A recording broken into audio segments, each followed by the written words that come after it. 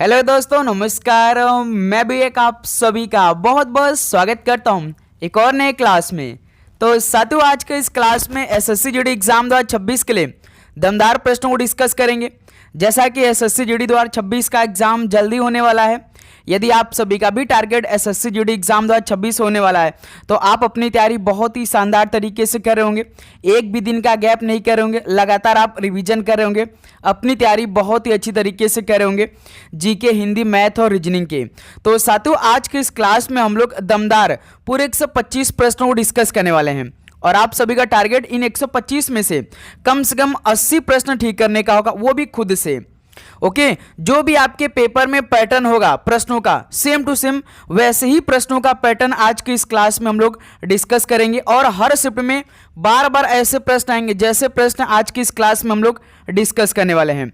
Okay, जैसा कि SSC GD का परीक्षा केवल 1 घंटे का होता है, इसी 1 घंटे में आप सभी को 20 प्रश्न मिलेंगे जीके के हल करने के लिए, 20 प्रश्न मिलेंगे हिंदी के, 20 प्रश्न मिलेंगे मैथ के और 20 प्रश्न मिलेंगे रीजनिंग के। 80 प्रश्न का आपका पूरा पेपर होगा। एक क्वेश्चन आप सही करेंगे 2 नंबर, 160 नंबर का पूरा पेपर आएगा और हर एक प्रश्न पे 1/4 का माइनस मार्किंग होने वाला है। यदि एसएससी जीडी के पेपर में जो भी सवाल आपको नहीं आएगा उसे आप एलिमिनेट करके उसका राइट आंसर दे सकते हैं। याद रखिएगा, 4 क्वेश्चन गलत करने पे 1 नंबर आपका माइनस मार्किंग होगा। इससे आपके लिए ये फायदा है कि आपको जो भी प्रश्नों का उत्तर नहीं आएगा आप उसे सोच समझकर टिक लगा सकते हैं। तो इसे आप अंदाजा भी लगा सकते हैं कि केवल 60 मिनट में आपको ये पूरा 80 प्रश्न दिया जाएगा, जिसमें से 20 प्रश्न मैथ भी होता है और 20 प्रश्न रीजनिंग। तो सवालों का लेवल किस तरह से रहता होगा, तो वो एसएससी भाई आपका एसएससी जीडी के पेपर में डिफिकल्ट लेवल के सवाल नहीं बना सकते, क्योंकि उन्हें भाई 60 मिनट का टाइम दिया जाएगा जो कि 80 प्रश्न हल करवाना होगा आपको। तो सोच समझ सकते हैं कि आपका पेपर में किस लेवल के प्रश्न पूछे जा सकते हैं। ओके, तो साथियों, इस क्लास में जिस लेवल की सवाल आपके पेपर में आएंगे उसी लेवल के सवाल आज की इस क्लास में हम लोग डिस्कस करने वाले हैं। ओके, तो आप क्या करेंगे, सभी 125 प्रश्न को अटेम्प्ट करेंगे। जल्दी जल्दी हम लोग सभी सवालों को डिस्कस करने वाले बहुत ही शानदार तरीके से, लेकिन आप सभी को पूरे 125 प्रश्नों को तैयार करना है, याद रखिएगा, और खुद से कम 80 प्रश्न सही करने का प्रयास करिएगा। ओके, तो चलिए क्लास को शुरू करते हैं। पहला प्रश्न आपकी स्क्रीन पर आ चुका है। मानव पिरामिड बनाने और छाछ से भरे मिट्टी के बर्तन यानी मटकी को तोड़ने का प्रयास करने की गतिविधि किस त्योहार से जुड़ी है? मानव पिरामिड बनाने और छाछ से भरे मिट्टी के बर्तन यानी मटकी को तोड़ने का प्रयास करने की गतिविधि ये किस त्योहार से जुड़ी है? तो ये जन्माष्टमी त्योहार से जुड़ी है। ऑप्शन है बिल्कुल परफेक्ट आंसर हो जाएंगे। नेक्स्ट अगला सवाल कॉल करिएगा, क्वेश्चन नंबर 2 को। इमाद शाही वंश किस राज्य की स्थापना के लिए जाना जाता था? जो इमाद शाही वंश था वो किस राज्य की स्थापना के लिए जाना जाता था? तो बरार राज्य की स्थापना के लिए जाना जाता था जो इमाद शाही वंश था। बी ऑप्शन बिल्कुल परफेक्ट आंसर हो जाएंगे। नेक्स्ट अगला सवाल कॉल करेंगे, क्वेश्चन नंबर 3 को। कमलिनी और नलिनी अस्थाना को 2022 में निम्न में से किसके लिए पद्मश्री से सम्मानित किया गया था? कमलिनी और नलिनी अस्थाना को 2022 में पद्मश्री से सम्मानित किया गया था, लेकिन किसके लिए सम्मानित किया गया था? तो कथक को विश्व स्तर पर पढ़ाने और प्रचारित करने के लिए उन्हें पद्मश्री से सम्मानित किया गया था 2022 में। डी ऑप्शन बिल्कुल परफेक्ट आंसर हो जाएंगे। अगला सवाल कॉल करेंगे आप लोग, क्वेश्चन नंबर 4 का राइट आंसर क्या बनेगा? भारतीय संविधान के किस भाग में राज्य नीति के निर्देशक सिद्धांत शामिल है? बताएंगे आप सभी। भारतीय संविधान के किस भाग में राज्य नीति के निर्देशक सिद्धांत शामिल है? आप जानते हैं कि जो डीपीएसपी है, डीपीएसपी को ही राज्य के नीति निर्देशक सिद्धांत के नाम से जानते हैं, जो कि आयरलैंड देश के संविधान से अपनाया गया है। यदि आर्टिकल पूछेगा तो आप आर्टिकल 36 से 51 के बीच में बताएंगे। पार्ट पूछेगा तो चौथा में, यानी भाग पूछा है तो ऑप्शन सी बिल्कुल राइट आंसर हो जाएंगे, क्योंकि जो राज्य नीति के निर्देशक सिद्धांत है ये भाग चौथे में शामिल है, तो इसलिए इस सवाल का ऑप्शन सी परफेक्ट आंसर बन रहे हैं। नेक्स्ट अगला सवाल कॉल करिए, क्वेश्चन नंबर 5 को। शुद्ध निवेश व मूल्यह्रास का योग निम्नलिखित में से क्या कहलाता है? ये मोस्ट इंपॉर्टेंट सवाल बनेंगे, हो सकता है कि ये सवाल आपके शिफ्ट में आ सकता है। शुद्ध निवेश व मूल्यह्रास का योग क्या कहलाता है? तो ये सकल निवेश कहलाता है। बी ऑप्शन बिल्कुल परफेक्ट आंसर हो जाएंगे। नेक्स्ट अगला सवाल कॉल करेंगे आप लोग, क्वेश्चन नंबर 6 को। मोपला या मुस्लिम किसानों ने एक शक्तिशाली जमींदार विरोधी आंदोलन खड़ा किया था। वह आंदोलन किस राज्य में किया गया था? मोपला या मुस्लिम किसानों ने एक शक्तिशाली जमींदार विरोधी आंदोलन खड़ा किया था। वह आंदोलन किस राज्य में किया गया था? तो ये केरल राज्य में किया गया था। ऑप्शन ए बिल्कुल राइट आंसर हो जाएंगे। अगला सवाल कॉल करेंगे। आगे बढ़ने से पहले आप सभी को ये सिलेक्शन वाले प्रश्नों की एक बार जरूर पढ़ना है मेरे दोस्त, क्योंकि एसएससी के नए पैटर्न पे आप सभी को पूरा जीके जीएस पूरा कंप्लीट देंगे मेरे दोस्त। स्टैटिक जीके पूरा कंप्लीट देंगे। स्टैटिक जीके का लगभग हम आप सभी को 2350 प्लस 500 का अलग से क्वेश्चन प्रोवाइड करेंगे। इंग्लिश प्लस हिंदी दोनों क्वेश्चन प्रोवाइड करेंगे। एक साल का करंट अफेयर आपके पेपर में पूछा जाएगा, तो पूरे जितने भी मोस्ट इंपॉर्टेंट एक साल के करंट अफेयर बन सकते हैं वो भी क्वेश्चन देंगे विथ डिटेल सोल्यूशन के साथ। इसके अलावा रीजनिंग पूरा कंप्लीट आप सभी को मिलेगा। मैथ्स के क्वेश्चन पूरा कंप्लीट मिलेगा, वो भी chapter wise with detail solution के साथ। आपको मिलेगा कैसे? नीचे नंबर दिखाई दे रहा है, इस पे आप सभी को व्हाट्सएप मैसेज करना है। जैसे आप मैसेज करेंगे टीम आपसे तुरंत बात करेगी। मुश्किल से 1 मिनट का समय आपसे लेगी, तुरंत आपको प्रोवाइड कर देगी। लेकिन आपको इसके लिए मेरे दोस्त मात्र 50 रुपीज़ पे करना पड़ेगा। ध्यान रखिएगा, मात्र 50 रुपीज़ पे करना पड़ेगा आप सभी को। यदि आप 50 रुपीज़ पे करेंगे तो आपको पढ़ने में भी अच्छा लगेगा। यदि कोई भी चीज़ आपको फ्री में दिया जाएगा तो भाई आप उसे नज़रअंदाज कर देंगे। इसलिए 50 रुपीज़, मात्र 50 रुपीज़ इसलिए ले रहे हैं कि भाई आप थोड़ा सा उसे बिल्कुल अच्छे से पढ़ें। ओके, आप कहीं उसे छोड़े ना। तो इसलिए मेरे दोस्त एसएससी जीडी एग्जाम 2026 के लिए ये सिलेक्शन वाले प्रश्न होने वाले हैं, वो भी एसएससी के नए पैटर्न पे। तो आप जल्दी करिए, इस नंबर मैसेज करके ये सारा क्वेश्चन अपने पास मंगाइए, वो भी क्वालिटी क्वेश्चन होंगे मेरे दोस्त। ओके, देखिए क्वेश्चन नंबर 7। भारत की 2011 की जनगणना के अनुसार भारत में किस राज्य की जनसंख्या सबसे अधिक है? भारत की 2011 की जनगणना के अनुसार भारत में किस राज्य की जनसंख्या सबसे अधिक है? तो उत्तर प्रदेश में है। सी ऑप्शन राइट आंसर है। अगला सवाल कॉल करिएगा क्वेश्चन नंबर 8 को। हेनरी कैवेंडिश ने पृथ्वी के द्रव्यमान और घनत्व के साथ गुरुत्वाकर्षण स्थिरांक के मापन का वर्णन कब किया था? हेनरी कैवेंडिश ने पृथ्वी के द्रव्यमान और घनत्व के साथ गुरुत्वाकर्षण स्थिरांक के मापन का वर्णन कब किया था? तो जून 1798 में किया था। ऑप्शन है बिल्कुल राइट आंसर हो जाएंगे। जल्दी लिए हम सभी सवालों का उत्तर करेंगे भाई। आप सभी को भी सबसे पहले खुद से सभी प्रश्नों का उत्तर करना है। 2 बार हम सवाल को पढ़ेंगे, 2 बार पढ़ने से पहले आप सभी का उत्तर आ जाना चाहिए, ठीक है। पंडित बिरजू महाराज को वर्ष 1986 में निम्नलिखित में से कौन सा पुरस्कार प्राप्त हुआ था? पंडित बिरजू महाराज को वर्ष 1986 में कौन सा पुरस्कार प्राप्त हुआ था? तो उन्हें पद्म विभूषण का पुरस्कार प्राप्त हुआ था। ऑप्शन ए राइट आंसर है। अगला सवाल कॉल करिए क्वेश्चन नंबर 10 को। पश्चिमी हिमालय में जल संचयन प्रणाली की पहचान करिए। पश्चिमी हिमालय में जल संचयन प्रणाली की पहचान करना है तो कौन सा है? तो गुल है। नाम याद रखिएगा, गुल। ऑप्शन है बिल्कुल राइट आंसर है। अगला सवाल कॉल करिए क्वेश्चन नंबर 11 को। निम्नलिखित में से किसने इंडिका लिखी थी जिसमें मौर्य राजवंश के शासन के समय के भारत का वर्णन था? किसने इंडिका लिखी थी जिसमें मौर्य राजवंश के शासन के समय के भारत का वर्णन था भी? तो भाई मेगास्थनीज ने लिखा था। बी ऑप्शन बिल्कुल परफेक्ट आंसर हो जाएंगे। नेक्स्ट अगला सवाल कॉल करिए क्वेश्चन नंबर 12 को। सभा और ऊर 2 प्रकार की ग्राम सभाओं का उल्लेख निम्नलिखित में से किस राजवंश में है? सभा और ऊर 2 प्रकार की ग्राम सभाओं का उल्लेख किस राजवंश में है? तो ये चोल राजवंश में है। सी ऑप्शन बिल्कुल राइट आंसर हो जाएंगे। नेक्स्ट अगला सवाल कॉल करिए क्वेश्चन नंबर 13 को। भारत की सुप्रसिद्ध शख्सियत एमएस सुब्बुलक्ष्मी निम्नलिखित में से किससे संबंधित है? भारत की जो सुप्रसिद्ध शख्सियत एमएस सुब्बुलक्ष्मी है वो किससे संबंधित है? तो ये कर्नाटक संगीत से संबंधित है। डी ऑप्शन बिल्कुल परफेक्ट आंसर हो जाएंगे। अगला सवाल कॉल करिए क्वेश्चन नंबर 14 को। भारत ने किस वर्ष में थॉमस कप जीता था? तो साथियों भारत ने किस वर्ष में थॉमस कप जीता? तो वर्ष 2022 में जीता था। सी ऑप्शन बिल्कुल राइट आंसर है। अगला सवाल कॉल करिए क्वेश्चन नंबर 15 को। मौर्य सम्राट चंद्रगुप्त मौर्य ने निम्नलिखित में से किसे पराजित किया था? बताइए, मौर्य सम्राट चंद्रगुप्त मौर्य ने किसे पराजित किया था? सेल्यूकस निकेटर को पराजित किया था। बी ऑप्शन बिल्कुल परफेक्ट आंसर हो जाएंगे। अगला सवाल कॉल करिए आप लोग क्वेश्चन नंबर 16 को। भारत सरकार द्वारा राष्ट्रीय शहरी स्वास्थ्य मिशन को कब मंजूरी दी गई थी?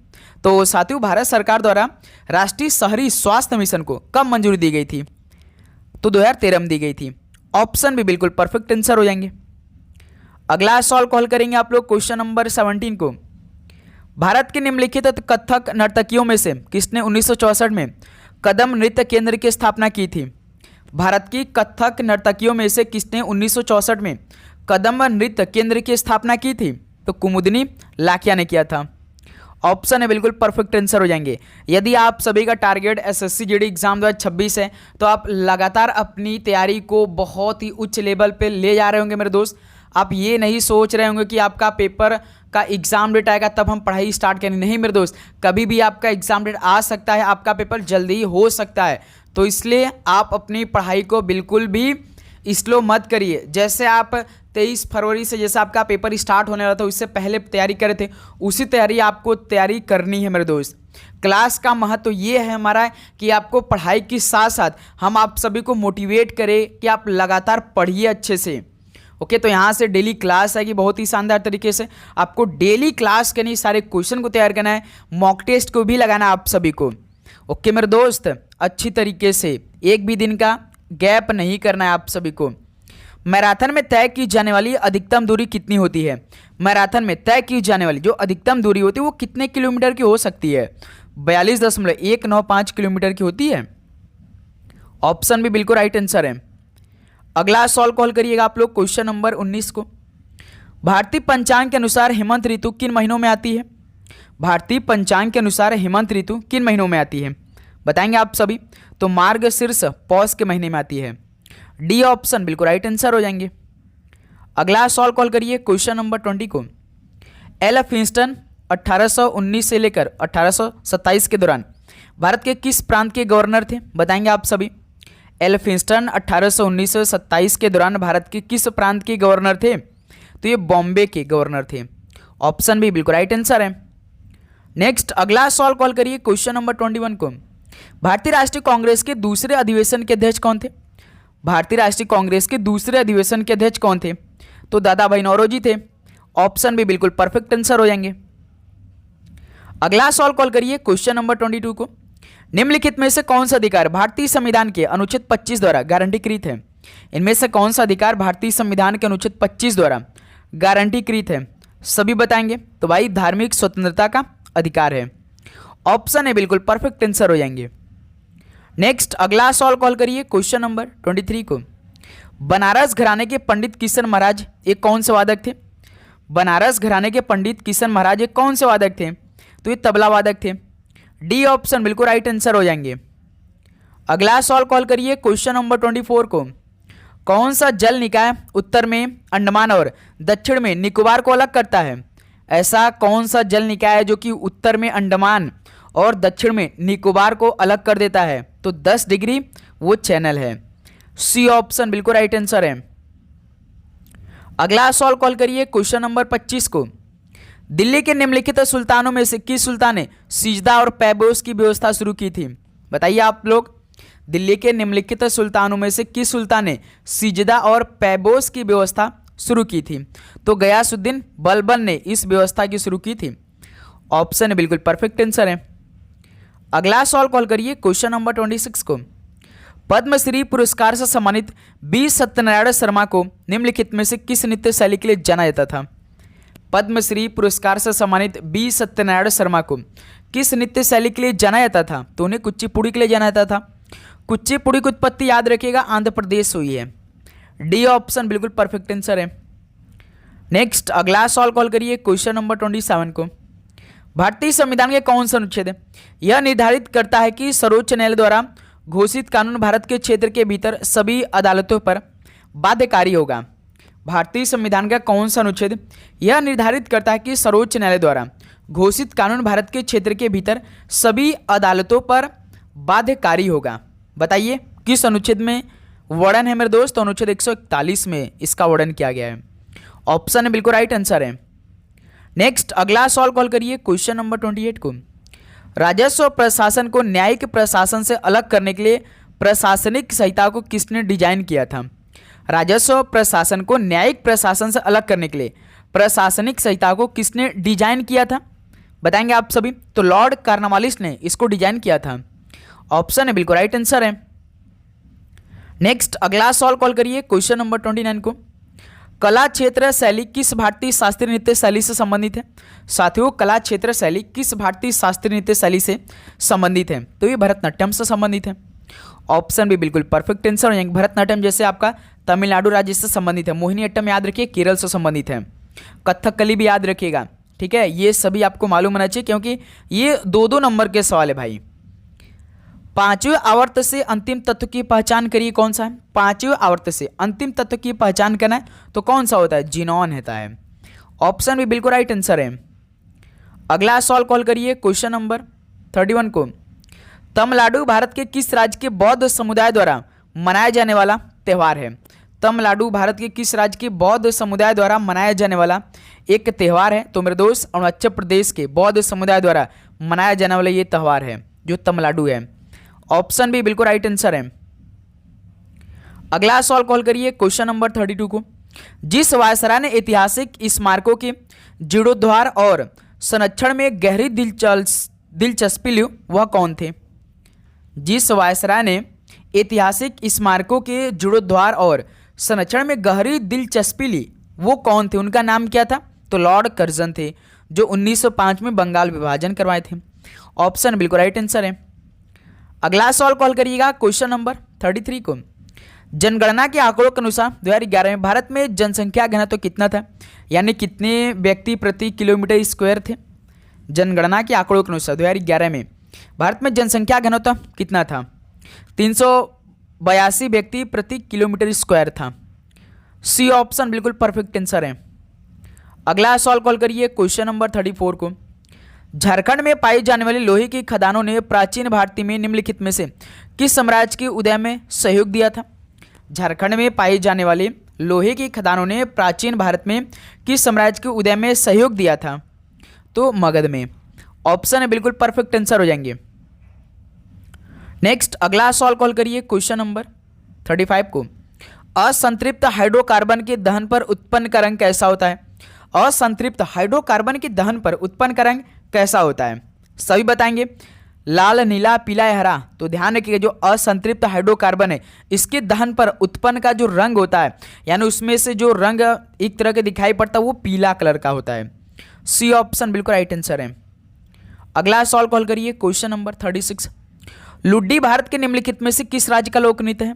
भाई जो लोक नृत्य है कहीं कहीं से बहुत हाई लेवल के सवाल आ रहे हैं भाई, तो इसलिए हो सकता है कि सारे इंपॉर्टेंट आप सभी को लोक नृत्य से सवाल हम कराएं। ओके, लुड्डी भारत के किस राज्य का ये लोक नृत्य है बताएंगे आप सभी? तो पंजाब राज्य का है। सी ऑप्शन बिल्कुल राइट आंसर है। नेक्स्ट अगला सवाल कॉल करिए 37 नंबर को। विजयनगर साम्राज्य में अमारा नायक कौन थे? विजयनगर साम्राज्य में जो अमारा नायक थे वो कौन थे? तो सैन्य कमांडर थे। ऑप्शन बिल्कुल राइट आंसर है। अगला सवाल कॉल करिए क्वेश्चन नंबर 38 को। भारत के शास्त्रीय नृत्य रूपों में से एक के रूप में मान्यता प्राप्त रासलीला निम्नलिखित में से किस राज्य से संबंधित है? भारत के शास्त्रीय नृत्य रूपों में से एक के रूप में मान्यता प्राप्त रासलीला किस राज्य से संबंधित है? तो ये मणिपुर राज्य से संबंधित है। बी ऑप्शन बिल्कुल राइट आंसर हो जाएंगे। अगला सवाल कॉल करेंगे आप लोग क्वेश्चन नंबर 39 को। निम्नलिखित में से कौन मेवाड़ के महाराणा थे और उन्होंने संगीत पर संगीत राज नामक पुस्तक की रचना की थी? कौन मेवाड़ के महाराणा थे और उन्होंने संगीत पर संगीत राज नामक पुस्तक की रचना की थी? तो महाराणा कुंभा थे। सी ऑप्शन बिल्कुल राइट आंसर है। नेक्स्ट अगला सवाल कॉल करिए क्वेश्चन नंबर 40 को। सर्वोच्च न्यायालय की सहायक शक्तियों के लिए प्रावधान निम्नलिखित में से कौन कर सकता है? सर्वोच्च न्यायालय की सहायक शक्तियों के लिए प्रावधान इनमें से कौन कर सकता है? तो भारत का केवल संसद ही कर सकते हैं। ऑप्शन है बिल्कुल राइट आंसर है। अगला सवाल कॉल करिएगा क्वेश्चन नंबर 41 को। आयोग की मुख्य यानी प्रमुख सामाजिक इकाई क्या थी? आयोग की मुख्य सामाजिक इकाई की बात करेंगे तो जन थी। डी ऑप्शन परफेक्ट आंसर हो जाएंगे। ओके साथियों, लास्ट में स्कोर जरूर करेगा और आप चैनल पे नए हैं तो सब्सक्राइब करने के बाद मेन आपका नोटिफिकेशन ऑन रहे भाई, क्लास अपलोड हो तो पहला नोटिफिकेशन आप सभी के पास जाए। ओके, भारत की सबसे बड़ी झील बताइए कौन सी है? भारत की सबसे बड़ी झील तो वेम्बनाड झील है। सी ऑप्शन बिल्कुल राइट आंसर है। नेक्स्ट अगला सवाल कॉल करिए क्वेश्चन नंबर 43 को। अनेर, पंजारा और वाधूर किस नदी की सहायक नदियां हैं? अनेर, पंजारा और वधूर ये किस नदी की सहायक नदियां हैं? तो ये तापी नदी की सहायक नदियां हैं। सी ऑप्शन बिल्कुल राइट आंसर है। अगला सवाल कॉल करिए क्वेश्चन नंबर 44 को। भारतीय संविधान के भाग 3 में मूल अधिकारों के कितने समूह शामिल हैं? भारतीय संविधान के भाग 3 में मूल अधिकारों के कितने समूह शामिल हैं? तो पूरे 6 समूह शामिल हैं। ऑप्शन है बिल्कुल राइट आंसर हो जाएंगे। अगला सवाल कॉल करेंगे आप लोग क्वेश्चन नंबर 45 को। निम्नलिखित में से कौन बहमनी सल्तनत का संस्थापक था जिसने सिंहासन पर बैठने के बाद बहमन शाह की उपाधि धारण की थी? तो साथियों, बहमनी सल्तनत का संस्थापक कौन था जिसने सिंहासन पर बैठने के बाद बहमन शाह की उपाधि धारण कर ली थी? तो अलाउद्दीन हसन थे। सी ऑप्शन बिल्कुल राइट आंसर है। अगला सवाल कॉल करिए क्वेश्चन नंबर 46 को। भारत की जनगणना 2011 के अनुसार भारत के किस राज्य की कुल जनसंख्या में हिंदू जनसंख्या का प्रतिशत सर्वाधिक है? भारत की जनगणना 2011 के अनुसार भारत के किस राज्य की कुल जनसंख्या में हिंदू जनसंख्या का प्रतिशत सबसे अधिक है? तो हिमाचल प्रदेश में। ऑप्शन से बिल्कुल राइट आंसर है। नेक्स्ट अगला सवाल कॉल करिए क्वेश्चन नंबर 47 को। निम्नलिखित में से किसने भारत के प्रधानमंत्री के रूप में सबसे कम अवधि तक अपनी सेवाएं दी थी? यानी भारत के प्रधानमंत्री के रूप से सबसे कम अवधि तक अपनी सेवाएं दी, यानी सबसे कम प्रधानमंत्री के पद पर कौन बने थे, यानी कि सबसे कम साल तक? तो चंद्रशेखर जी थे। ऑप्शन बिल्कुल राइट आंसर हो जाएंगे। अगला सवाल कॉल करिए क्वेश्चन नंबर 48 को। 14 अप्रैल को तमिल कैलेंडर का पहला दिन किसके रूप में मनाया जाता है? 14 अप्रैल को तमिल कैलेंडर का पहला दिन किसके रूप में मनाया जाता है? तो दोस्त मेरे पुठांडे के रूप में मनाया जाता है। सी ऑप्शन बिल्कुल परफेक्ट आंसर हो जाएंगे। नेक्स्ट अगला सवाल कॉल करेंगे आप लोग क्वेश्चन नंबर 49 को। पुरी के जगन्नाथ मंदिर में किस भारतीय शास्त्रीय नृत्य शैली को चित्रित किया गया है? पुरी के जगन्नाथ मंदिर में किस भारतीय शास्त्रीय नृत्य शैली को चित्रित किया गया है? तो भाई उड़ीसी में। डी ऑप्शन बिल्कुल परफेक्ट आंसर हो जाएंगे। अगला सवाल कॉल करिए क्वेश्चन नंबर 50 को। खंबात की खाड़ी, कच्छ की खाड़ी और सुंदरवन क्षेत्र भारत में कौन से ऊर्जा के उपयोग के लिए आदर्श स्थिति प्रदान करते हैं? खंबात की खाड़ी, कच्छ की खाड़ी और सुंदरवन क्षेत्र जो कि भारत में ज्वारीय ऊर्जा के उपयोग के लिए आदर्श स्थिति प्रदान करते हैं। बी ऑप्शन ज्वारीय बिल्कुल राइट आंसर हो जाएंगे। नेक्स्ट अगला सवाल कॉल करिएगा क्वेश्चन नंबर 51 को। अर्थव्यवस्था का कौन सा क्षेत्र बौद्धिक गतिविधियों और नवाचार पर केंद्रित है? अर्थव्यवस्था का कौन सा क्षेत्र बौद्धिक गतिविधियों और नवाचार पर केंद्रित है? तो ये चतुर्धातुक क्षेत्र से पर इस पर केंद्रित है मेरे दोस्त। ऑप्शन बिल्कुल परफेक्ट आंसर हो जाएंगे। नेक्स्ट अगला सवाल कॉल करिए क्वेश्चन नंबर 52 को।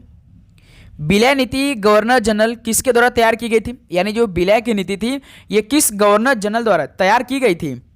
ध्यान रखिए लॉर्ड डलहौजी द्वारा इसे तैयार की गई थी। सी ऑप्शन बिल्कुल राइट आंसर हो जाएंगे।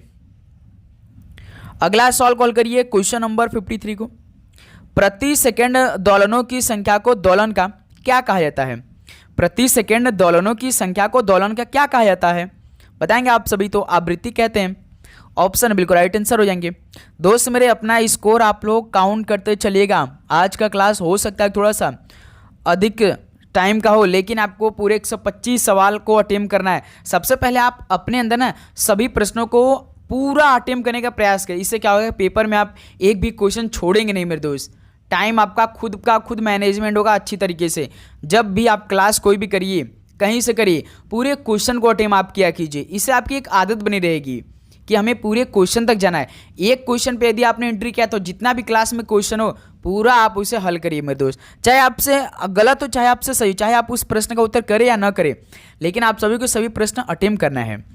निम्नलिखित में से किस तैराकी शैली में तैराक पुल की दीवार की ओर मुंह करके पानी में उतरना शुरू करते हैं?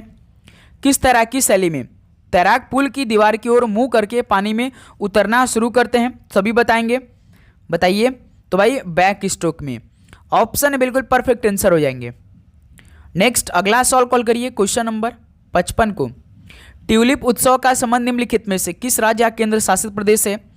ट्यूलिप उत्सव का संबंध किस राज्य या केंद्र शासित प्रदेश से? तो जम्मू कश्मीर से है। डी ऑप्शन परफेक्ट आंसर हो जाएंगे। अगला सवाल कॉल करिए क्वेश्चन नंबर 56। वित्त मंत्रालय ने महिला सम्मान बचत प्रमाण पत्र किस वर्ष में लॉन्च किया है? वित्त मंत्रालय ने महिला सम्मान बचत प्रमाण पत्र को किस वर्ष में लॉन्च किया है? वर्ष 2023 में लॉन्च किया है। ऑप्शन बिल्कुल राइट आंसर है। अगला सॉल्व कॉल करिएगा क्वेश्चन नंबर 57 को। भारत में लौ युग किस काल से जुड़ा है जो लगभग 1500 ईसा पूर्व से 500 ईसा पूर्व तक चला था? बताइए, भारत में लौ युग किस काल से जुड़ा है जो लगभग 1500 ईसा पूर्व से 500 ईसा पूर्व तक चला था? तो वैदिक काल से जुड़ा है भारत में जो लौ युग है। डी ऑप्शन बिल्कुल राइट आंसर है। अगला सॉल्व कॉल करिए क्वेश्चन नंबर 58। बैडमिंटन में एक तेज और निचला शॉट जो नेट पर क्षैतिज उड़ान भरता है उसे किसके रूप में जाना जाता है? बैडमिंटन में एक तेज और निचला शॉट जो नेट पर क्षैतिज उड़ान भरता है उसे किसके रूप में जाना जाता है? तो उसे ड्राइव के रूप में जाना जाता है। सी ऑप्शन बिल्कुल राइट आंसर है। अगला सॉल्व कॉल करिए क्वेश्चन नंबर 59 को। किस राज्य ने अपनी गरीबी उन्मूलन योजना का उन्नत संस्करण अरुणोदय 2.0 पेश किया था? किस राज्य ने अपनी गरीबी उन्मूलन योजना का उन्नत संस्करण अरुणोदय 2.0 पेश किया था? तो भाई ये असम राज्य ने पेश किया था। बी ऑप्शन बिल्कुल राइट आंसर है। नेक्स्ट अगला सॉल्व कॉल करिए क्वेश्चन नंबर 60 को। पॉक का प्रयोग किस खेल में किया जाता है? जो पॉक है इसका प्रयोग किस खेल में किया जाता है? तो आइस हॉकी में किया जाता है। ऑप्शन डी बिल्कुल राइट आंसर है। नेक्स्ट अगला सॉल्व कॉल करिए क्वेश्चन नंबर 61 को। निम्नलिखित में से कौन सा आवर्त सारणी के पी ब्लॉक का एक तत्व नहीं है? तो साथियों कौन सा आवर्त सारणी के पी ब्लॉक का एक का तत्व नहीं है इनमें से? तो भाई जैसा आयोडीन है, सिलिकॉन है, फास्फोरस है, लेकिन मैग्नीशियम नहीं है पी ब्लॉक का तत्व। तो डी ऑप्शन इस तरह से बिल्कुल परफेक्ट आंसर हो जाएंगे। अगला सॉल्व कॉल करिए क्वेश्चन नंबर 62 को। भारत और श्रीलंका के बीच कौन सा द्वीप स्थित है? बताइए, भारत और श्रीलंका के बीच में कौन सा द्वीप स्थित है? तो कच्छतीवु द्वीप स्थित है भाई भारत और श्रीलंका के बीच में, ध्यान रखिएगा। बी ऑप्शन राइट आंसर है। अगला सॉल्व कॉल करिए क्वेश्चन नंबर 63 को।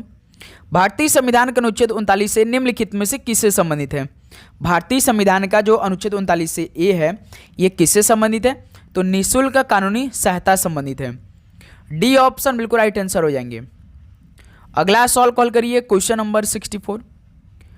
किस वर्ष बजट से भारत में बजट घाटा दिखाने की प्रथा बंद कर दी गई है? बताइए, किस वर्ष के बजट से भारत में बजट घाटा दिखाने की प्रथा बंद कर दी गई है? तो ध्यान रखिएगा 1997-98 से। सी ऑप्शन बिल्कुल राइट आंसर है। नेक्स्ट अगला सॉल्व कॉल करिए क्वेश्चन नंबर 65 को। 1770 ईस्वी में भारत में स्थापित होने वाला पहला बैंक कौन सा था? 1770 ईस्वी में भारत में स्थापित होने वाला पहला बैंक इनमें से कौन था? तो बैंक ऑफ हिंदुस्तान था, यानी BOH था। ओके, ऑप्शन बिल्कुल राइट आंसर है। चलिए दोस्त अगला सॉल्व कॉल करिए क्वेश्चन नंबर 66 को। भारत के वर्ष 2011 की जनगणना के अनुसार हिंदुओं की जनसंख्या की वृद्धि दर कितने प्रतिशत की थी? भारत की वर्ष 2011 की जनगणना के अनुसार हिंदुओं की जनसंख्या की वृद्धि दर कितने प्रतिशत की थी? तो 16.8% की थी। ऑप्शन बिल्कुल राइट आंसर है। अगला सॉल्व कॉल करिए क्वेश्चन नंबर 67 को। न्यूलैंड्स का अष्टक सिद्धांत केवल किस तत्व तक लागू होता है? न्यूलैंड्स का जो अष्टक सिद्धांत है केवल किस तत्व तक लागू होता है? तो केवल कैल्शियम तक लागू होता है। ऑप्शन बिल्कुल राइट आंसर है। नेक्स्ट अगला सॉल्व कॉल करिए क्वेश्चन नंबर 68 को। निम्नलिखित में से कौन सी भारतीय शास्त्रीय नर्तकी पद्म भूषण प्राप्त करने वाली सबसे कम आयु की प्राप्तकर्ता थी? बताइए, कौन सी भारतीय शास्त्रीय नर्तकी पद्म भूषण प्राप्त करने वाली सबसे कम आयु की प्राप्तकर्ता थी? तो सोनल मानसिंह थी। ऑप्शन बिल्कुल राइट आंसर हो जाएंगे। नेक्स्ट अगला सॉल्व कॉल करिए क्वेश्चन नंबर 69 को। भारतीय उपमहाद्वीप में मेहरगढ़ में बसावट की शुरुआत लगभग कितने वर्ष पूर्व हुई थी? भारतीय उपमहाद्वीप में जो मेहरगढ़ में बसावट की शुरुआत है लगभग कितने वर्ष पूर्व हुई थी, यानी कितने वर्ष पहले हुई थी? तो मेरे दोस्त लगभग 8000 साल यानी 8000 वर्ष पूर्व हुई थी। डी ऑप्शन बिल्कुल राइट आंसर है। अगला सॉल्व कॉल करेंगे क्वेश्चन नंबर 70 को। कर्नाटक का मुख्य त्यौहार कौन सा जो कन्नड़ नव वर्ष का प्रतीक है? इनमें से कर्नाटक का मुख्य त्यौहार कौन सा जो कन्नड़ नव वर्ष का प्रतीक है? तो वो उगादी त्यौहार है। बी ऑप्शन परफेक्ट आंसर है। ओके, अगला सॉल्व कॉल करिए क्वेश्चन नंबर 71 को। अमोंग मोंग पर्व का संबंध निम्नलिखित में से किस राज्य या केंद्र शासित प्रदेश से है? अमोंग मोंग पर्व का संबंध किस राज्य या केंद्र शासित प्रदेश से है? तो नागालैंड राज्य में। डी ऑप्शन परफेक्ट आंसर हो जाएंगे। नेक्स्ट अगला सॉल्व कॉल करिए क्वेश्चन नंबर 72 को। अर्थशास्त्री भारतीय कृषि में व्याप्त बेरोजगारी को कौन से बेरोजगारी कहते हैं? बताइए, अर्थशास्त्री, भारतीय कृषि में व्याप्त बेरोजगारी को कौन सा बेरोजगारी कहते हैं? तो प्रच्छन्न बेरोजगारी कहते हैं। सी ऑप्शन परफेक्ट आंसर हो जाएंगे। अगला सवाल कॉल करिए क्वेश्चन नंबर 73 को। शॉट पुट में पुरुष एथलीटों के लिए धातु की गेंद का भार लगभग कितने किलोग्राम होता है? शॉट पुट में पुरुष एथलीटों के लिए धातु गेंद का भार लगभग कितने किलोग्राम का होता है? तो लगभग 7.26 किलोग्राम का होता है। ऑप्शन बी बिल्कुल राइट आंसर है। नेक्स्ट अगला सवाल कॉल करिए क्वेश्चन नंबर 74 को। कथक में खड़े होने की मुद्रा के लिए निम्नलिखित में से किस शब्द का प्रयोग किया जाता है? कथक में, जो कथक उत्पत्ति उत्तर प्रदेश राज्य से हुई है, तो कथक में खड़े होने की मुद्रा के लिए किस शब्द का प्रयोग किया जाता है? तो ठाठ शब्द का प्रयोग किया जाता है। डी ऑप्शन बिल्कुल राइट आंसर है। ओके, अगला सवाल कॉल करिए क्वेश्चन नंबर 75 को। चंद्रगुप्त मौर्य के गुरु कौन थे? बताएंगे आप सभी। चंद्रगुप्त मौर्य के गुरु इनमें से कौन थे? तो कौटिल्य साहब थे। ऑप्शन बी बिल्कुल परफेक्ट आंसर हो जाएंगे। अगला सवाल कॉल करिए क्वेश्चन नंबर 76 को। भारत में नियोजित आर्थिक विकास निम्नलिखित में से किस वर्ष में शुरू किया हुआ है? बताइए, भारत में नियोजित आर्थिक विकास किस वर्ष में शुरू किया हुआ गया था? बताएंगे आप सभी। तो दोस्त मेरे 1951 में शुरू किया गया था। ऑप्शन सी परफेक्ट आंसर है। अगला सवाल कॉल करिए क्वेश्चन नंबर 77 को। गरीबी रेखा के आकलन के लिए रंग राजन समिति ने किस वर्ष अपनी रिपोर्ट प्रस्तुत की? गरीबी रेखा से संबंधित है रंग राजन समिति, तो किस वर्ष ये अपनी रिपोर्ट प्रस्तुत की थी? तो वर्ष 2014 में। ऑप्शन भी बिल्कुल राइट आंसर है। अगला सवाल कॉल करेंगे क्वेश्चन नंबर 78 को। हर्षवर्धन द्वारा कितने संस्कृत नाटक लिखे गए थे? शायद ये सवाल तो हमने कराया था भाई परसों वाली क्लास में। हर्षवर्धन द्वारा कितने संस्कृत नाटक लिखे गए थे? तो पूरे 3 संस्कृत नाटक लिखे गए। सी ऑप्शन राइट आंसर है। नेक्स्ट अगला सवाल कॉल करिए क्वेश्चन नंबर 79 को। भारतीय खान ब्यूरो का मुख्यालय कहाँ स्थित है? तो साथियों, भारतीय खान ब्यूरो का मुख्यालय कहाँ पर स्थित है? तो नागपुर में स्थित है। ऑप्शन परफेक्ट आंसर हो जाएंगे। नेक्स्ट अगला सवाल कॉल करिए क्वेश्चन नंबर 80 को। राजस्थान के भील समुदाय के एक आदिवासी नृत्य कौन सा है? राजस्थान के भील समुदाय के एक आदिवासी नृत्य में से कौन सा है? तो घूमर है मेरे दोस्त। ऑप्शन बिल्कुल राइट आंसर हो जाएंगे। अगला सवाल कॉल करिएगा क्वेश्चन नंबर 81 को। अमृतसर की संधि पर कब हस्ताक्षर किए गए थे? अमृतसर की संधि पर कब हस्ताक्षर किए गए, यानी किस ईस्वी में साइन किए गए? तो 1809 ईस्वी में। ऑप्शन बिल्कुल राइट आंसर हो जाएंगे। नेक्स्ट अगला सवाल कॉल करिए क्वेश्चन नंबर 82। निम्नलिखित में से उत्तर प्रदेश के इंडो फारसी नृत्य शैली का नाम बताइए। उत्तर प्रदेश के इंडो फारसी नृत्य शैली का नाम आप सभी को बताना है। क्या है? तो कथक है। डी ऑप्शन परफेक्ट आंसर हो जाएंगे। अपना स्कोर भाई गिनती करते चलिएगा साथ में। ओके, पूछेंगे लास्ट में 125 सवाल कंप्लीट होगा तो आप सभी से पूछा जाएगा, बताना है, क्योंकि हर एक क्लास का हम कमेंट चेक करते हैं। बैंकिंग विनियमन अधिनियम कब पारित किया गया था? बैंकिंग विनियमन अधिनियम कब पारित किया गया था? सभी बताएंगे तो 1949 में पारित किया गया। ऑप्शन बिल्कुल राइट आंसर है। नेक्स्ट अगला सवाल कॉल करिए क्वेश्चन नंबर 84 को। निम्नलिखित में से कौन सा मौर्यकालीन शिलालेख वर्तमान भारत में स्थित नहीं है? बताइए, इनमें से कौन मौर्यकालीन शिलालेख वर्तमान भारत में स्थित नहीं है? तो कंधार, ये वर्तमान भारत में स्थित नहीं है। तो ऑप्शन बिल्कुल राइट आंसर है। अगला सवाल कॉल करिए क्वेश्चन नंबर 85 को। वर्ष 2026 एशियाई खेलों की मेजबानी निम्नलिखित में से कौन सा देश करेगा? बताइए, जो 2026 में एशिया खेल होने वाला है इसी साल में, कौन सा देश मेजबानी करेगा? तो दोस्त मेरे जापान देश करने वाला। ऑप्शन बिल्कुल परफेक्ट आंसर हो जाएंगे। अगला सवाल कॉल करिए क्वेश्चन नंबर 86 को। हर्षवर्धन का राजवंश कितने विशिष्ट प्रकार के प्रदेशों में विभाजित था? हर्षवर्धन का राजवंश कितने विशिष्ट प्रकार के प्रदेशों में विभाजित था? तो पूरे 2 प्रकार के प्रदेशों में विभाजित था। ऑप्शन है बिल्कुल परफेक्ट आंसर हो जाएंगे। अगला सवाल कॉल करिएगा क्वेश्चन नंबर 87 को। किस खेल में प्रतिभागियों को प्यूजिलिस्ट कहा जाता है? बताइए, किस खेल में प्रतिभागियों को प्यूजिलिस्ट कहा जाता है? तो मुक्केबाजी में मेरे दोस्त। ऑप्शन बिल्कुल परफेक्ट आंसर हो जाएंगे। नेक्स्ट अगला सवाल कॉल करिए क्वेश्चन नंबर 88 को। प्राचीन भारत के दौरान तमिल क्षेत्र में साधारण हलवाओं को किसके नाम से जाना जाता था? प्राचीन भारत के दौरान तमिल क्षेत्रों में साधारण हलवाओं को किसके नाम से जाना जाता था? तो उन्हें उझावर के नाम से जाना जाता था। ऑप्शन बिल्कुल राइट आंसर हो जाएंगे। नेक्स्ट अगला सवाल कॉल करिएगा क्वेश्चन नंबर 89 को। इंदिरा गांधी के नेतृत्व में भारत की कौन सी पंचवर्षीय योजना शुरू की गई थी? इंदिरा गांधी के नेतृत्व में भारत की कौन सी पंचवर्षीय योजना शुरू की गई थी? तो दोस्त मेरे चौथी पंचवर्षीय योजना शुरू की गई। बी ऑप्शन परफेक्ट आंसर हो जाएंगे। चौथी पंचवर्षीय योजना का टाइम पीरियड 1969 से 74 के बीच में। नेक्स्ट अगला सवाल कॉल करिए क्वेश्चन नंबर 90 को। दंडारी नृत्य शैली का संबंध भारत के किस राज्य से है? दंडारी नृत्य शैली का संबंध भारत के किस राज्य से है? बताइए। तो तेलंगाना राज्य से है। ऑप्शन बिल्कुल राइट आंसर हो जाएंगे। अगला सवाल कॉल करिए क्वेश्चन नंबर 91 को।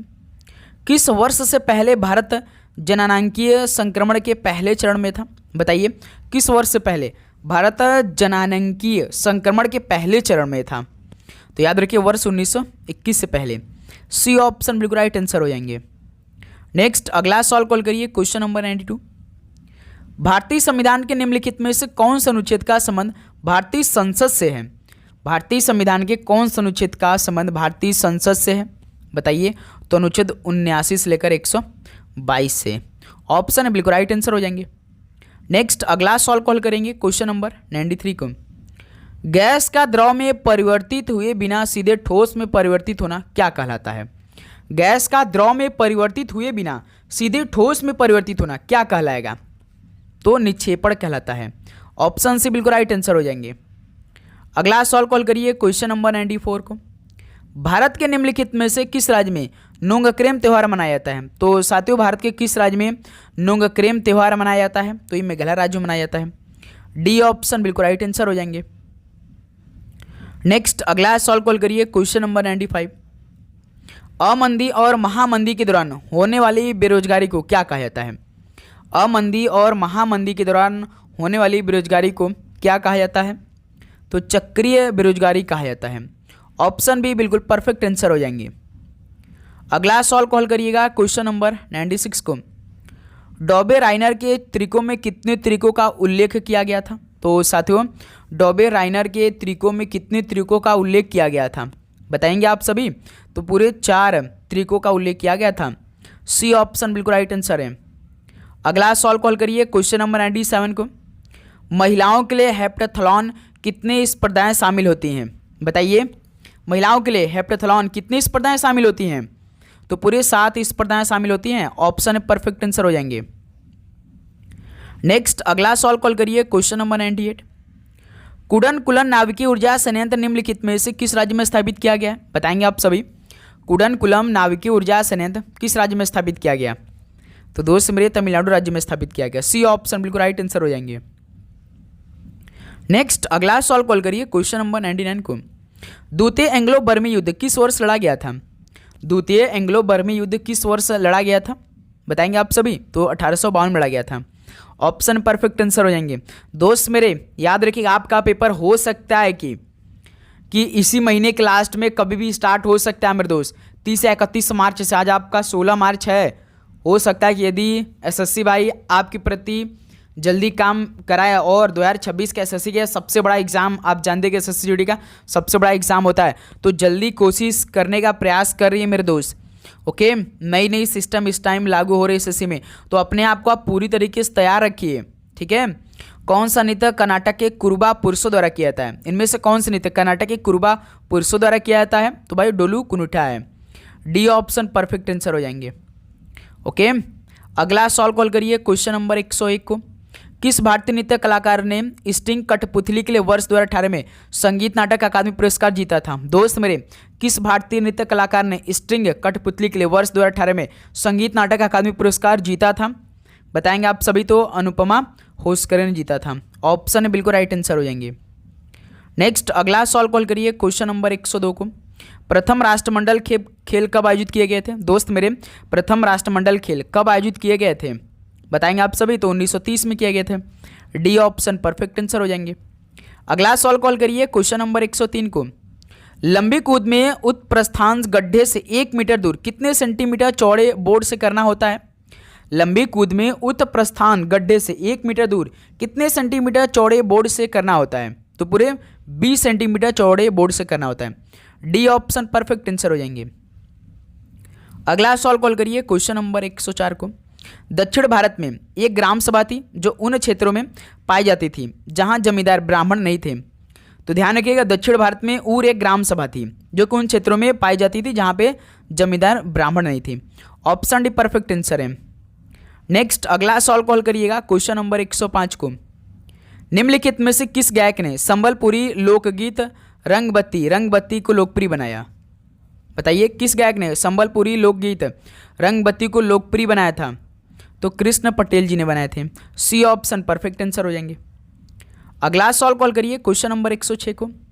धम्म शब्द एक प्राकृतिक शब्द है जिसका संबंध प्राचीन भारत के किस शासक से है? धम्म शब्द एक प्राकृत शब्द है जिसका संबंध प्राचीन भारत के किस शासक से है? तो अशोक से है। डी ऑप्शन परफेक्ट आंसर हो जाएंगे। नेक्स्ट अगला सवाल कॉल करिए, क्वेश्चन नंबर 107 को। शास्त्रीय नृत्य में निम्नलिखित में से कौन सा रस क्रोध को दर्शाता है? शास्त्रीय नृत्य में कौन सा रस क्रोध को दर्शाता है? तो रौद्र रस है वे दोस्त। बी ऑप्शन परफेक्ट आंसर हो जाएंगे। ये हिंदी का भी सवाल है। अगला सवाल कॉल करिए, क्वेश्चन नंबर 108 को। लोक नृत्य खुरिया का संबंध निम्नलिखित में से किस राज्य से है? दोस्त मेरे, लोक नृत्य खुरिया का संबंध किस राज्य से है? तो हरियाणा राज्य से है। डी ऑप्शन परफेक्ट आंसर हो जाएंगे। अगला सवाल कॉल करिए, क्वेश्चन नंबर 109 को। आधुनिक आवर्त साड़ी में कितने क्षैतिज पंक्तियां होती है? दोस्त मेरे, आधुनिक आवर्त साड़ी में कितनी क्षैतिज पंक्तियां होती है? पूरी 7 क्षैतिज पंक्तियां होती है आधुनिक आवर्त साड़ी में। डी ऑप्शन परफेक्ट आंसर हो जाएंगे। नेक्स्ट अगला सवाल कॉल करिए, क्वेश्चन नंबर 110 को। वराहमिहिर की रचना पंच सिद्धांतिका कितने खगोलीय सिद्धांतों से संबंधित है? बताइए, जो वराहमिहिर की रचना पंच सिद्धांतिका कितने खगोलीय सिद्धांतों से संबंधित है? तो पूरे 5 खगोलीय सिद्धांतों से संबंधित है। ऑप्शन है परफेक्ट आंसर हो जाएंगे। नेक्स्ट अगला सवाल कॉल करिए, क्वेश्चन नंबर 111 का राइट आंसर क्या बनेगा? निम्नलिखित में से कौन सा त्यौहार अरुणाचल प्रदेश की खामटी जनजाति द्वारा मनाया जाता है? बताएंगे आप सभी। अरुणाचल प्रदेश की कौन सी ऐसी त्यौहार जो कि खामटी जनजाति द्वारा मनाया जाता है? तो सांगकेन है। बी ऑप्शन परफेक्ट आंसर हो जाएंगे। अगला सवाल कॉल करिए, क्वेश्चन नंबर 112 को। ब्रह्मोत्सवम पर्व ऐतिहासिक रूप से निम्नलिखित में से किस राज्य का मूल पर्व है? ब्रह्मोत्सवम पर्व ऐतिहासिक रूप से किस राज्य का ये मूल पर्व है? तो ये आंध्र प्रदेश का है। ऑप्शन सी बिल्कुल राइट आंसर है। अगला सवाल कॉल करिएगा, क्वेश्चन नंबर 113 को। निम्नलिखित में से कौन सी नृत्य शैली देवदासियों द्वारा जीवित रखी गई है? कौन सी नृत्य शैली देवदासियों द्वारा जीवित रखी गई है? तो भरतनाट्यम को। डी ऑप्शन परफेक्ट आंसर हो जाएंगे। अगला सवाल कॉल करिए, क्वेश्चन नंबर 114 को। शुंग द्वारा उपयोग की जाने वाली लिपि ब्राह्मी का एक प्रकार थी और इसका उपयोग किस यानी कौन सा भाषा लिखने के लिए किया जाता था? बताइए, शुंग द्वारा उपयोग की जाने वाली लिपि ब्राह्मी का एक प्रकार थी और इसका उपयोग किस भाषा को लिखने के लिए किया जाता था मेरे दोस्त? तो संस्कृत भाषा लिखने के लिए किया जाता था। ऑप्शन परफेक्ट आंसर है। अगला सवाल कॉल करिए, क्वेश्चन नंबर 115 को। फसल कटाई उत्सव लोहड़ी निम्नलिखित में से किस महीने मनाया जाता है? फसल कटाई जो उत्सव है लोहड़ी किस महीने मनाया जाता है? तो ये जनवरी के महीने में। डी ऑप्शन परफेक्ट आंसर हो जाएंगे। अगला सवाल कॉल करिए, क्वेश्चन नंबर 116। वर्ष 1971 में प्रथम पुरुष हॉकी विश्व कप की विजेता हॉकी टीम कौन सी थी? वर्ष 1971 में पहले पुरुष हॉकी विश्व कप की विजेता हॉकी टीम कौन सी बनी थी? पाकिस्तान देश बना था। ऑप्शन है राइट आंसर हो जाएंगे। अगला सवाल कॉल करिए, क्वेश्चन नंबर 117 को। भारत में लोहे की उत्पत्ति पर कितने प्रमुख सिद्धांत स्थापित किए गए? तो साथियों, भारत में लोहे की उत्पत्ति पर कितने प्रमुख सिद्धांत स्थापित किए गए? तो पूरे 2। डी ऑप्शन परफेक्ट आंसर हो जाएंगे। अगला सवाल कॉल करिए, क्वेश्चन नंबर 118। निवल राष्ट्रीय उत्पाद की गणना करते समय सकल राष्ट्रीय उत्पाद में से क्या घटाया जाता है? यानी एनएनपी की गणना करते समय जीएनपी में से क्या घटाया जाता है? तो ध्यान रखिएगा, वास घटाया जाता है। डी ऑप्शन परफेक्ट आंसर हो जाएंगे। ओके, अगला सवाल कॉल करिए, क्वेश्चन नंबर 119 को। टेबल टेनिस में प्रत्येक खेल में कितने अंक होते हैं? टेबल टेनिस में प्रत्येक खेल में कितने अंक होते हैं? तो पूरे 11 अंक होते हैं। ऑप्शन बिल्कुल राइट आंसर हो जाएंगे। नेक्स्ट अगला सवाल कॉल करिए, क्वेश्चन नंबर 120 को। निम्नलिखित में से कौन सी जनजाति रंगकेर उत्सव मनाती है?